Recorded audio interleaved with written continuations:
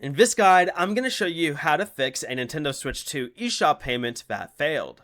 This is Miguel from Just Pause, and before we get into this guide, make sure to like the video and subscribe to the channel with all notifications on for more content like this. It really does help out the channel and we'd greatly appreciate it. If you have any questions, just ask them down in the comment section below. I'm going to be doing my best to reply to every single comment down there.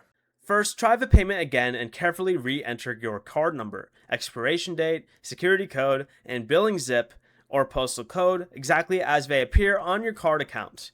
Nintendo recommends verifying all of this information when a card payment is rejected.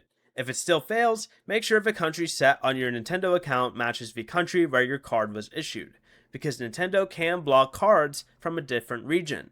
Next, go ahead and restart your Switch 2 by holding the power button for at least 3 seconds, selecting power options, and then restart. After it turns back on, go ahead and open Nintendo eShop, select your user, and try to purchase again. If your card is still declined, try a different credit or debit card or use PayPal if it's available for your Nintendo account.